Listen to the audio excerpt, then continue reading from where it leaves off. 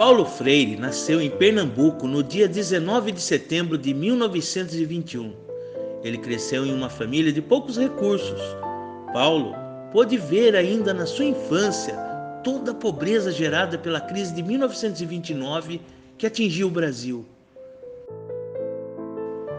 Na escola, Paulo pôde sentir de perto a educação tradicional, que depois ele chamou de educação bancária.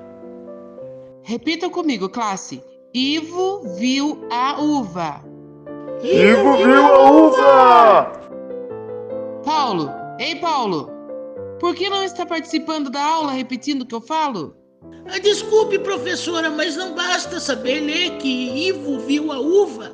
É preciso compreender qual a posição que Ivo ocupa no seu contexto social, quem trabalha para produzir a uva e quem lucra com esse trabalho.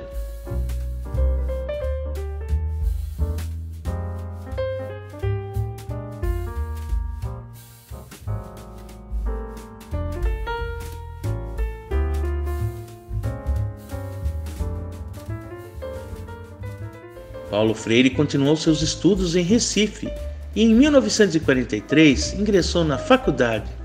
Paulo Freire, eu vi que tu leva jeito para escrita. Deveria seguir a carreira como escritor. Sim, verdade. E sabe que a questão da educação é algo que me interessa muito, meu amigo. E foi nessa época que Paulo Freire conheceu sua primeira esposa, Elza. Eles se casaram em 1944. Ela era professora e foi uma grande inspiração para ele. Juntos tiveram 5 filhos. Em 1946, Paulo foi nomeado diretor do Departamento de Educação e Cultura do Serviço Social de Pernambuco. Isso aproximou mais ainda Paulo Freire dos mais pobres. Diga, dona Clementina, por que essas criançadas aí não estão na escola? Os coitados não têm perspectiva de nada, seu Paulo. Não são capazes de aprender nada. Ninguém educa ninguém, dona Clementina. Todos aprendemos de todos. Em 1961, Paulo Freire foi nomeado diretor de Departamento de Extensão e Cultura da Universidade de Recife e ali teve a sua grande oportunidade de colocar em prática seus métodos. Vamos alfabetizar 300 cortadores de cana. Esses animais nunca aprenderão a ler, mas vamos te dar 3 meses. Ei, rapaziada, fiquei sabendo que vai vir um professor aí que vai querer alfabetizar a gente. Vamos lá hoje à noite. E foi assim, em 45 dias, Paulo Freire conseguiu alfabetizar 300 cortadores de cana. Ele chegou até conhecer João Goulart, que ficou impressionado com seus métodos. Mas em 1964, o golpe militar acabou com o projeto para alfabetizar os mais pobres. Paulo Freire foi preso, humilhado e torturado, acusado de comunismo. Sua família e grupos sociais e religiosos lutaram por sua libertação e ele foi exilado no Chile.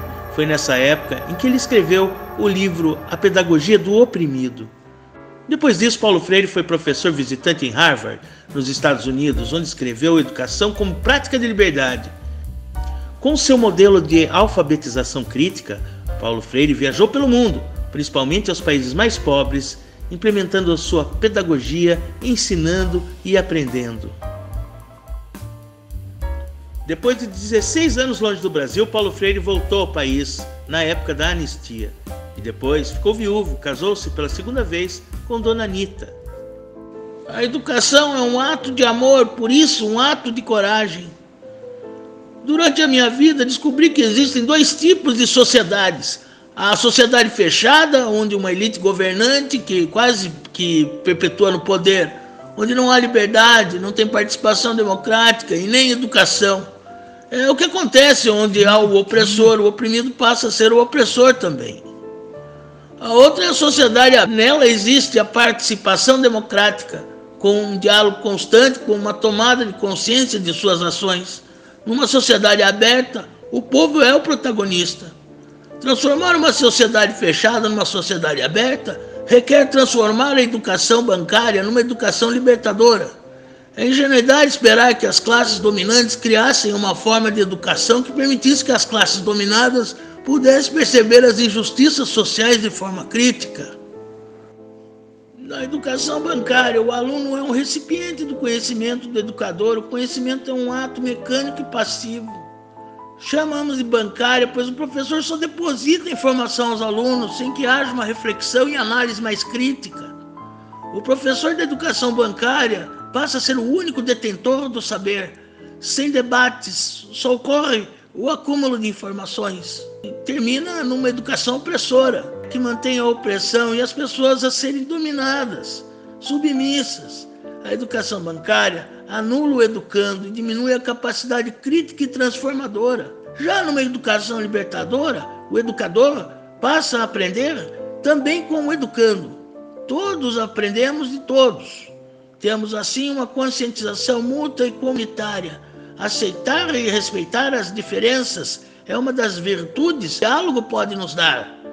Educação não transforma o mundo, a educação muda as pessoas. Pessoas transformam o mundo. No dia 2 de maio de 1997, aos 75 anos, Paulo Freire faleceu, mas deixou seu legado, que é o seu amor pela educação como ferramenta libertadora, seu amor pela vida e pelo ser humano. A liberdade, que é uma conquista e não uma doação, exige a permanente busca.